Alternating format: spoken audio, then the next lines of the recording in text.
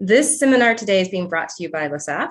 Since 1853, Lesaff has used its passion and expertise to bring superior yeast and ingredients to the commercial baking industry, offering conventional, certified organic, and non-GMO baking solutions. They partner with commercial bakers in the artisan, wholesale, retail, and food service markets. Today, we're being joined by Michael Bultel, who's a 25-year industry veteran. He's a highly experienced food technologist in bakery and milling applications. He joined Lesaff Group in 2006, helping their partners develop the best in baking solutions throughout Europe, Africa, and Asia. At Lesaff North America, Michael uses his cultural experience and leadership skills to develop the best in baking solutions technical support for Lesaff partners. Ralf Tschenscher is a native German with a passion for baking. He completed his baking apprenticeship in 1980 and earned a master's in baking at Stuttgart, Germany in 1986.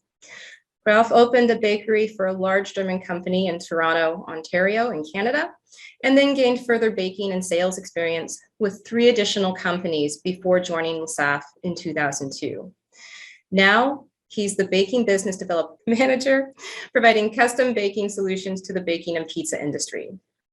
So let's start with okay, you did a nice intro also about Lesaff, just few words concerning the company. And so Lesaff is a family-owned company, as you said, 170 years old, so quite a long time ago, with the key expertise in fermentation and microorganism. Organization of Lesaff is around different areas. So the main one is the baking, so that's where we work for that part, and we'll go deeper later. And the other areas are food, taste, and pleasure with different entities. Fermentis, focusing on the yeast for wine, beer producer. We have as well BAKERspringer and Enolis. So Enolis more on the aromas part, and BAKERspringer for yeast extract for the food meat industry, different taste and pleasure. There is another area about industry biotechnology with Leaf supplying yeast for ethanol producer, LIS, Procelis. Also for them, they work on drying process, and Procelis is more about supplying amino acid and different things for fermentation. And the fourth part of the company is about healthcare. So we have Agroxin focusing on plant care, Phileo for animal care, and Uses for human care. So that different entities, they supply yeast and bacteria as a probiotics, that kind of product. So let's focus a bit more on the footprint concerning Lesaff. So we are now, let's say, almost the product are almost everywhere in the world. Good things for us, we try to have a local production. So there is 76 production sites. The interest is to be very close to the customer. And one important part for Lesaff is, of course, the research and development, with lots of people focusing on that. And application center, what we name 62 applied science center, including baking center focusing on bread making, and the culinary center, for example, concerning BAKERspringer. Then with a focus on Lesaff North America, so Milwaukee is the headquarters with baking center and culinary. This is where we are here today to present that. In North America, there is a different production site to supply the customer here in that countries. So Cedar Rapids, with the world's largest fresh cheese production plant. In Cedar Rapids as well, we have a blending facility concerning able to produce baking ingredients, improvers, base, concentrate, that kind of things. And there is Dotan, specialized in some special products, special yeast product, One of the example is the organic yeast that we offer in those markets is produced in Dotan. Additionally to that, we have, additionally to Milwaukee Baking Center, we have also other application center in US so far. So one on the East Coast, on New Jersey, in Piscataway, and one we collaborate with Pizza Innovation Center in Chicago. So depending of the type of application, this center are the service for customer. So to support innovation, product development, and also to welcome the people. A few pictures to see what looks like the factories. So Cedar Rapids and Dotan. Cedar Rapids with blending facility and yeast factory. This is where we ferment the different products. Obviously, Lesaff is well known for yeast. I think this is usually how people perceive us, but it's more than yeast. Lesaff is offering a baking ingredient solution globally, and of course with a specific focus on dough improver, clean label product, and sourdough. They are all around the fermentation as well. Sourdough, or in the dough improver and clean label solution, we use enzyme, which is coming from fermentation. So the different product that you may find in the North American market is the yeast under Red Star and Saff Instant. We have the baking ingredient part with a Saff Pro ingredient. In that part, let's say we recently launched a new clean label product like MDG replacer, gluten replacer, things that people expect for their baking production. And we have also part of product with base and concentrate under Azteca for Hispanic product, or Star Bake. Artisan Fleurage is a product more for the taste, food taste and pleasure. And the leaven dough part, this is a range around sourdough being part of the fermentation area. So let's, after this intro concerning Lesaff, let's focus on this topic and more about, let's say, this technical part concerning fermentation. First of all, fermentation is a natural and biological, let's say, activity. This is something very old. This is something that has been used by the human civilization since a very long time. Almost any kind of product containing sugar is able to ferment. This is what Egyptian or that kind of civilization were using at that time, producing beers or dough that become the bread production. So that's very long, and this is we can say that that have not been invented but used from the nature. So what is the fermentation, in fact? For the fermentation, we are used to say that there is a part of substrate and part of ferment. Different ferment exist, and the main one in the bread making activities where we will focus on today is yeast. So yeast from Saccharomyces cerevisiae. In the dough, in fact, the yeast use some substrate to generate CO2, alcohol, and aromatic compounds. Very often, people see yeast only for the rising effect, for the CO2 effect, but it's also other part with the flavor and the aromas. The alcohol will disappear during the baking stage. This is what we have. So that the yeast is, of course, this is the main ferment used in the baking activities. And concerning the other activities using yeast, there is a wine or beer producer, for example. They use the functionality of yeast to ferment and to generate their product. The second ferment, in fact, is mainly sometimes not many people knows that, but for the bread making activities, lactic bacteria is also an important ferment, and this is mainly in relation with the sourdough process, because in fact the lactic bacteria will work differently than yeast. It will generate organic acid So depending of the type of bacteria and also the condition, the parameters, you will get more acetic acid or more lactic acid.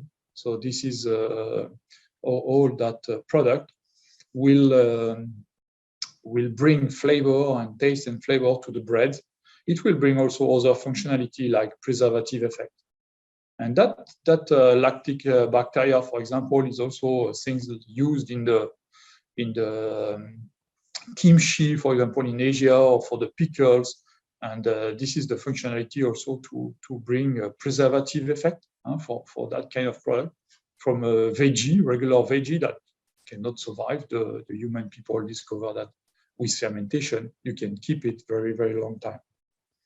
So all that, all about the fermentation is something with substrate and ferment. So bread making, yeah, it's a very simple ingredient like wheat flour, yeast, salt, water, but it's a lots of science behind. Of course, the bakers sometimes do not realize that, but most of them they know very well what parameter to guide. And here we can see a bit more in details from I would say scientific point of view. In fact, the wheat flour or the flour in general, wheat, rye, whatever, will be the substrate for the yeast and for the fermentation. The starch will be converted in the starch and sugar from the flour will be converted in CO2 by the yeast in aroma and ethanol production during the fermentation. In fact, the second very key ingredient in the wheat flour is this is the protein. I think BAKERpedia also mentioned it very, very often. The protein generate and make the gluten network during the mixing step. And with this gluten network, the dough is able to keep the CO2 produced by the yeast. So just to keep in mind that, yeah, sometimes the yeast work well, there is CO2 production, but there is a need of gluten network to keep it in the dough and to have what we expect for the bread, the good rising effect. So it combines yeast activity and gluten network for a good final rising effect. Yeast is inactivated by the heat during the baking step, so around 55 degrees Celsius. So I will now let the mic to Ralf to focus more on what are the different type of yeast and how you could use that. Thank you so much, Mike, and thank you, Dr. Bock, as well as I would like to thank the audience for chiming in. I hope that the presentations from Michael and slides coming up are going to be interesting for you and valuable for you as well. So before I go into the Yeast 101, I wouldn't mind to just also share with you that we do not manufacture yeast. We actually have a great passion for growing yeast. So with that, let's start with the presentations. What is yeast? As we all know, yeast is a living microorganism, which is no larger than 6 to 8 thousandths of a millimeter in size, and yet it has an exceptional fermentation characteristics. And as mentioned by Michael, the most well-known yeast in the baking industry is Saccharomyces cerevisiae. And to the left, you see a diagram of a yeast cell, and as well a dividing yeast cell as seen under the microscope. In addition, yeast has also other positive benefits, very good benefits. It is good for humankind as well as for animals, and good for the diet. Also when enriched with vitamin B or minerals like selenium, chromium, zinc, or copper. Yeast also compensates for nutritional deficiencies, as well as it is a booster for the immunity system thanks to the beta-glucans. So Saccharomyces cerevisiae, what is it? Saccharo is Greek for sugar, myces is Greek for fungus, and cerevisiae is Latin for beer. And this actually brings us to how do we grow yeast? And this flowchart here is briefly illustrating how we make yeast.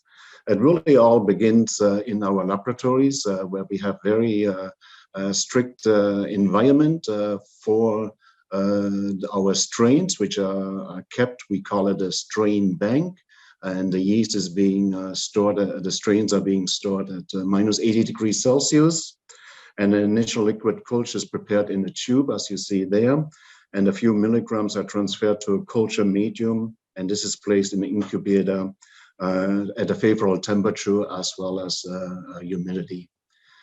From there, the next step is it goes into a larger environment where it's being fed with oxygen, nutrients, and vitamins. And the purpose of those different stages is to successfully increase the biomass, specifically the quantity of cells produced in order to reach a sufficient quantity of yeast. We can then pitch the fermenter to obtain the first generation of yeast. And from there, the yeast being in the holding tanks, which takes about a week, give and take, and it allows us to produce several metric tons of the first version of liquid yeast. The yeast is then separated from the culture medium, which enables the cells to multiple tanks to the use of centrifugal separator. And this gives the creamage, which will be cooled at 4 degrees Celsius and is being ready for the commercialized use. Now, commercialized use on cream yeast, there's 3 types of clientele who are using the cream yeast. More in Europe is the cream yeast is being provided in a bag-in-a-box. This is suited for retail bakeries and supermarkets. They have a small refrigeration unit where the bag-in-a-box being placed in, and de-dosing the fresh yeast and the cream yeast into a measuring cup, and the conversion to fresh yeast is 1-to-1. Based on space availability in Europe, which is a small continent with 550 million people, they don't have the pleasure like here in North America. We also provide to European bakers liquid yeast in totes, which is approximately a metric ton. And to some customers, more common in North America by tanker truck. From there, the liquid yeast, in order to produce crumbled or block yeast, as many bakers use, it goes through a rotary or vacuum filter, and where we extracting some of the water, and then from there goes into an extruder, where it's then being packaged into block yeast. And to obtain the dry yeast, namely dehydrated yeast, cream yeast passes also through the vacuum filter or rotary filter, and then goes through an extruder and drying plant, making it possible to remove even further water. And that's, generally speaking, how we grow yeast. So the yeast, as we all know, has 3 major functions. One of them is leavening, and then maturing of the dough and the gluten structure. And very important, not only to the proud bakers, but also to consumers, is that it provides a certain flavor and aroma profile to the finished baked product. So the fresh yeast, there's 3 versions. The cream yeast, industrialized, is for automated process. There's no human contact. It's being direct dosed into the mixer. Crumbled yeast is more for intermediate wholesale bakery, and compressed yeast is used by craft bakeries or retail bakeries, supermarkets, and smaller intermediate wholesale bakeries. Then under dry yeast, the first version of dry yeast was active dry yeast, which is very robust and very suited for areas where you have extreme heat or extreme cold temperatures. And I will go into that a little bit later. And then obviously soft instant or instant dry yeast. It's because of combining the ease of use, and it's very effective. It's, you cannot get fresher yeast than dry yeast. So to discover the differences, there's 4 categories: the dry matter, and based on the dry matter, which can be anywhere from 15 to 97%. That also controls or has an impact on the shelf life, anywhere from 14 days to 2 years. And storage temperatures, we definitely recommend to keep the fresh yeast below 7.2 degrees, however, not to be frozen. And the active or instant yeast can be stored at ambient temperature, preferable below 90 Fahrenheit, which is approximately 32 degrees Celsius. The applications, all of them are direct usage, with the exception of the active dry yeast, which requires rehydration.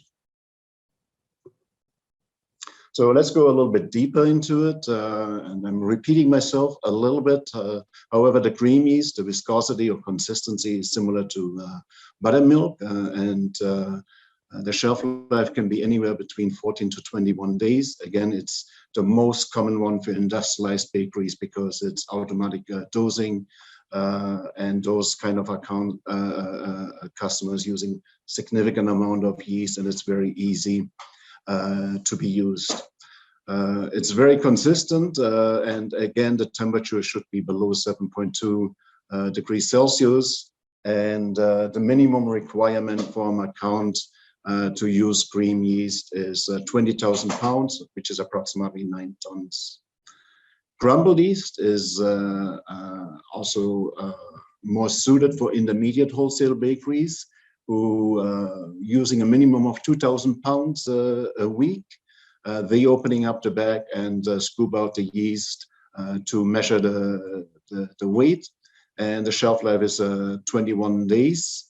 It's very free flowing. What is also very popular on that particular yeast for those bakeries who are not ready to purchase full truckloads, they also have the options to use the crumbled yeast to make their own liquid yeast using a stainless steel agitation system with temperature control, and it comes in 50-pound bags. The most common compressed yeast suited more for the retail bakeries or craft bakeries, as well as intermediate wholesale bakeries. Again, the storage condition is very important, and we recommend to ensure the temperature setting in the fridge is below 4 degrees Celsius, and it is available in 1 pound and 5 pound blocks. So to make your yeast last longer, we definitely, again, and I see that every time, that it is important to set your refrigeration temperatures accordingly, again, below 4 degrees Celsius, but not to be frozen. And then, oops, sorry. And then obviously to rotate your yeast properly by using the oldest yeast first. And then to mark your pallets or cases in case you have a lot of team members, ensure to train them to use the oldest one first and mark the pallets and rotating proper. Keep the yeast in the wrapper, so don't open it up and put it back into the fridge. Leave it in the wrapper or unopened bag until they are ready to be used. And then very essential is refrigerated yeast to provide good air circulation, to keep the yeast throughout the whole box or case in equal temperature. And then never store the yeast on the floor or direct against the wall. It will interfere the air circulation. And then also to ensure that you don't freeze the yeast. That's very important. Fresh yeast cannot be, we don't recommend to freeze it because you will lose some gassing power when you start and reuse it again. So, 1 second, maybe we can move this window here. My apology. So let's go into the active dry yeast. High dry temperature destroy about 25% of the outer layer of the yeast during the drying process, which actually protects the core of the yeast. And due to the protection, the yeast we recommend to rehydrate at a temperature of around 43 degrees Celsius or below 43 degrees Celsius. And it is important that you allow the yeast to bloom. So the way I'm usually showing it to clients is I'm using 1 part of active dry yeast and using 5 parts of warm water up to 43 degrees. And then I make sure that they understand if you start a process to really be really precise with the blooming process, which I usually recommend 5 minutes, and then use the yeast in your mixing process. The outer layer, some people call it a dead yeast, which provides some reducing power. It relaxes the dough during the process, and also deactivated yeast, when it's being rehydrated, also enhances a little bit the fermentation flavor in the finished baked product.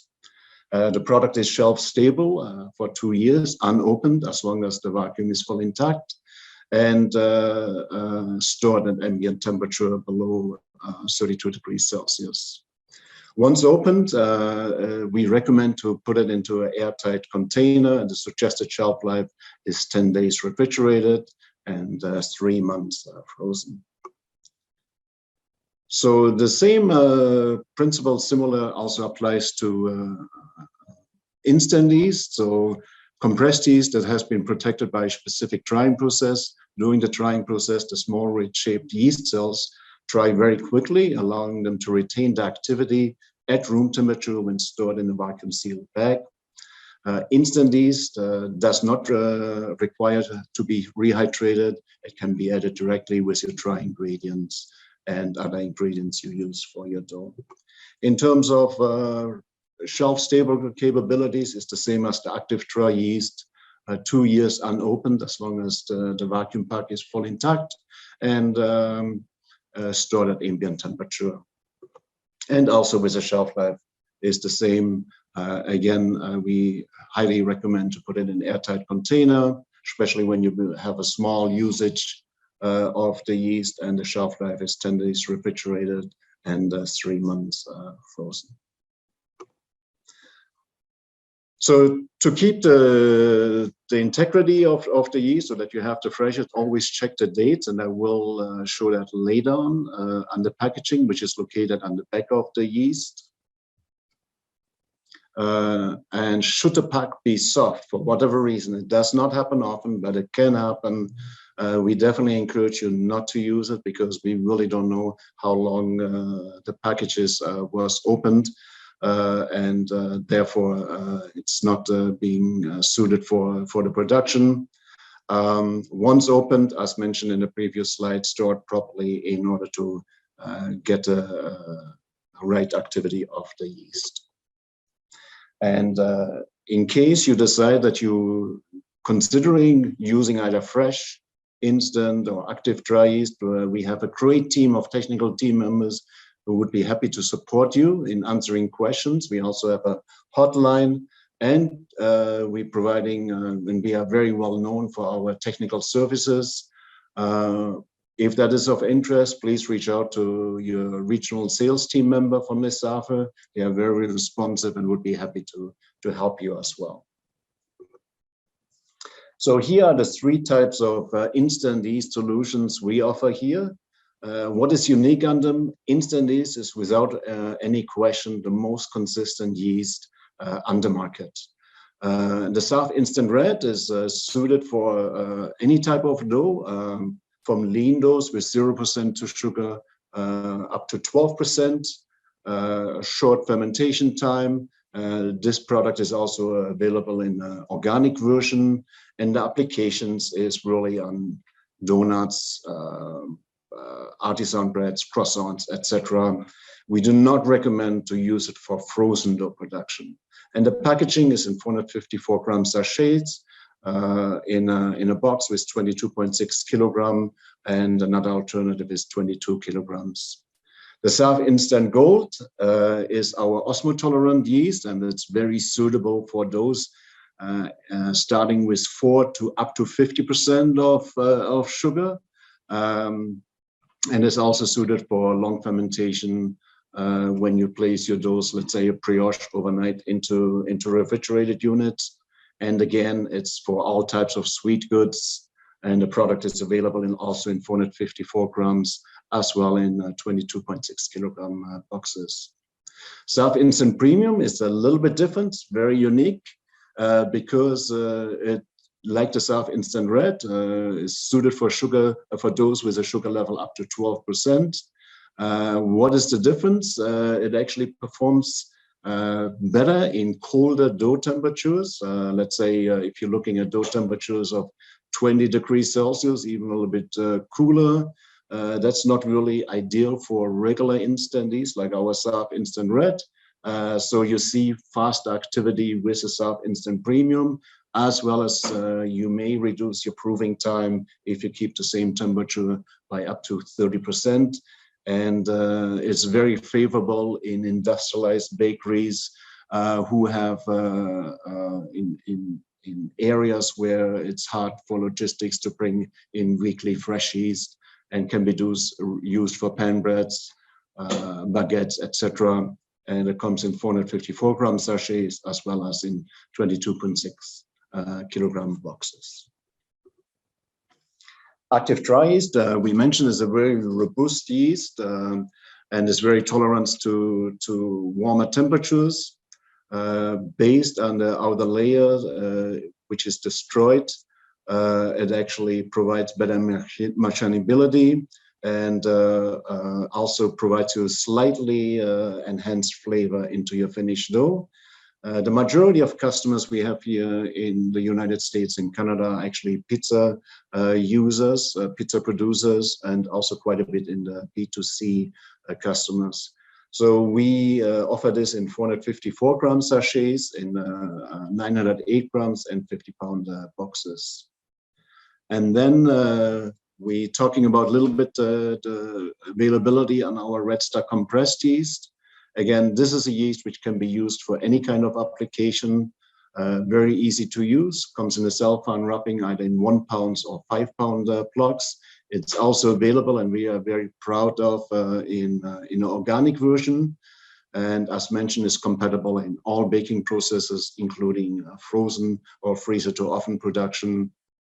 And the newest addition in our dry yeast, we call it a 2-in-1. It's instant yeast in a combination with a dough improver, and this provides more volume and strength to the dough, and can be also used for all types of applications. And this is packaged in 20 times 8 ounces, which is approximately 220 grams. There's 20 cases in there, 20 sachets in a box. So here, as I mentioned earlier, how to identify the shelf life of the instant yeast, or active dry yeast. On the back of the packaging, you see highlighted here in blue the number 0121, which is the manufacturing date, and 01 is for the months of January, made in 21, and then it expires in January of 23, and then you have an additional number, which is an internal reference number. And here's a small conversion chart. As an example, if somebody is using fresh yeast, but based on logistics has issues to receive yeast on a weekly basis and may consider using active dry yeast, the conversion rate is 50%. So you're using 500 gram of active dry yeast with the addition of 500 ml of water. If somebody is interested in dry yeast, instant yeast, conversion rate is 33%. Again, this is a guideline only, and as mentioned earlier, we do have technical team members who would be happy to help you in converting to the yeast. So with that one, I would like to thank you in advance, and Michael is talking about the conclusion. So thank you very much, Ralf, for this different details. So as we can see, yeast is not a single ingredient, but there is many yeast, and I think especially in Lesaff, different type of yeast, with the goal to serve better the bakers about their application and recipes. So some word conclusion about the fermentation. For sure, the fermentation is a really biological process. It's a natural process, in fact, and this is impacted by different parameters. I think the bakers knows that quite well, but the temperature, the time, and obviously the ferment, as we said also, yeast, lactic bacteria. This is the main ferment for the bread making activities, and this is a live microorganism. So need to care about that, as Ralf mentioned also about the like to keep it in a freezer or in chiller, depending of type of product. So that's really important. Other things that concerning the fermentation is that yes, the yeast and bacteria activity will depend of the parameter chosen. So long time fermentation, short time, temperature. This is really key elements that will bring different type of product, different bread at the end. So the ferment work in synergy, and this is yeast and bacteria. It can work together, not with the same activities, not with the same parameters. So depending of what we want to do, you may choose some type of ferment, some type of parameter. I think on this way, Lesaff have expertise in the fermentation, and this is really we are really happy to support and to help on that. If you have a question or if you have a more precise topic, this is really important to look at the right yeast for the different application. I think Ralf went through that. You can find more information in different websites that you have here. I think we arrive almost at the end of our session. So just maybe a few words. It's true that this is a quote that from Louis Pasteur, who is the scientific who discovered and who highlighted the effect of microorganism, because as we said at the beginning, fermentation is since very old time, but then the science discovered how it works. And for Lesaff, I think this quote work well, especially for us, as very small microorganism like yeast or bacteria work, and they have a potential infinitely large for that. So thank you very much for your attention. I think now we will go on this Q&A session. If you have a question now or later, you also have our contact, and our teams from Lesaff are really happy to support and to help to answer questions, especially and also for the development with the Baking Center application team. Thank you.